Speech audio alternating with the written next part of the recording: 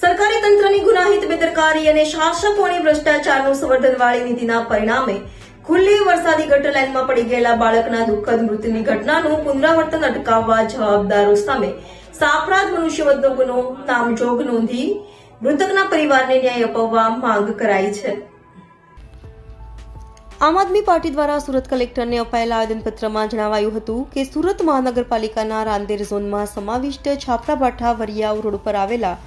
Radhika point પાસે બુધવારે ભરાતા બજાર પાસે વરસાદી પાણીના નિકાલ અર્થે બનાવેલ સ્ટ્રોમ ડ્રેનેજ લાઇન પર ઢાંકણું ખુલ્લું હોવાને કારણે તેની માતા સાથે આવેલ 2 વર્ષનું માસૂમ બાળક પડી ગયેલું હતું,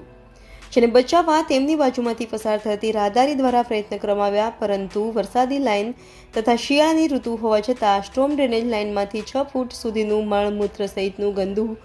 અને દૂષિત પાણી ગટર વિભાગ તેમજ ઝોનના જવાબદાર અધિકારીઓની ગેરકાયદેસરના જોડાણો થકી ભ્રષ્ટાચાર કરવાની તથા વહીવટી તંત્રના વડા એવા મ્યુનિસિપલ કમિશનર શાલિની અગ્રવાલની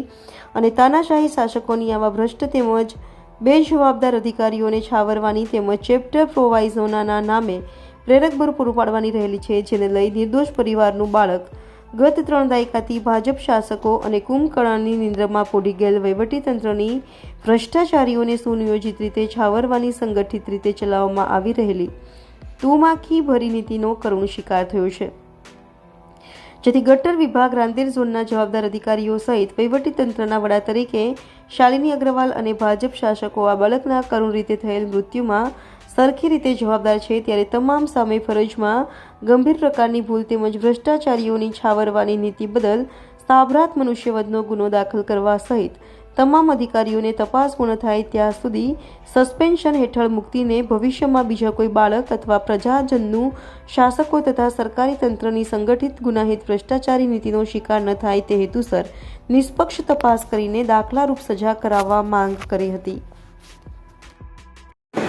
જે હમણાં આપણને ખબર છે કે વરિયાવની અંદર 2 વર્ષનું બાળક સ્ટ્રોમ લાઇનની અંદર પડી જવાથી એનું મૃત્યુ થયું છે. ગઈકાલે 24 કલાક બાદ એ બાળકનો મૃતદેહ બહાર કાઢવામાં આવ્યો છે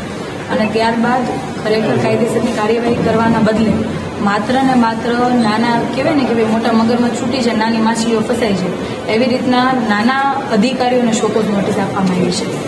ઝોન દ્વારા, ઝોનલ ચીફ દ્વારા. અમારી એવી માંગણી છે કે સુરત શહેરની અંદર અવારનવાર આવી બધી ઘટનાઓ બનતી હોય છે. સચિન પાલી વિસ્તારની અંદર 7 લોકો મૃત્યુ પામ્યા છે. ત્યાર પછી સિટી લાઇટ વિસ્તારની અંદર આગ દુર્ઘટનાની અંદર 2 મહિલાઓ મૃત્યુ પામી છે. 2 વર્ષ પહેલાં ખાડીની અંદર બાળક રમતા રમતા પડી જવાથી મૃત્યુ પામ્યું હતું બમરોલીમાં. ત્યારબાદ ગયા વર્ષે ખાડીપુરની અંદર 3 લોકો જેટલા મૃત્યુ પામ્યા હતા. તો અવારનવાર કોર્પોરેશનની ભૂલના કારણે લોકો મૃત્યુ પામે છે, પણ એની પાછળ કોઈ કાર્યવાહી કરવામાં નથી આવતી, જેથી આવી ઘટનાઓ એક પછી એક બન્યા રાખે છે અને સુરત શહેરના લોકો એનો ભોગ બની જાય છે. તો અમારી એવી માંગણી છે કે માત્ર દેખાવાની કાર્યવાહી કરતાં કાયદેસરની કાર્યવાહી યોગ્ય રીતે કરવામાં આવે અને જે ફરિયાદ જે દાખલ કરવામાં આવી છે પોલીસ દ્વારા, એમાં માત્ર ડ્રેનેજ વિભાગના અધિકારીઓ ઉલ્લેખ કરાયો છે કે ઢાંકણા બદલવાનું કામ જે કરતા હોય એનો ઉલ્લેખ કરાયો છે. અમારી એવી માંગણી છે કે માત્ર નાના અધિકારીઓની જવાબદારી નથી, આ જવાબદારી સુરત મહાનગરપાલિકાના મ્યુનિસિપલ કમિશનર શાલિનીબેન અગ્રવાલની પણ હતી કે ડ્રેનેજ વરસાદી પાણીની લાઇનમાં ગટરનું પાણીનું જોડાણ કઈ રીતના થઈ શક્યું છે. સાથે સાથે તમામ એ અધિકારી રાંદેર ઝોનના જે કાર્યપાલકો હોય, ઝોનલ ચીફ હોય કે નીચેના જે ડ્રેનેજના અધિકારીઓ અને ડ્રેનેજ વિભાગના મુખ્ય કાર્યપાલક ભેરો દેસાઈની પણ આ જવાબદારી બનતી હતી, છતાં આ કોઈની સામે કોઈ કાર્યવાહી કે ફરિયાદની અંદર કોઈનું નામનો ઉલ્લેખ નથી, જેથી અમે આજે કલેક્ટરશ્રીને આવેદન આપવા આવ્યા છે, રજૂઆત કરવા માટે આવ્યા છે કે કયા કારણોસર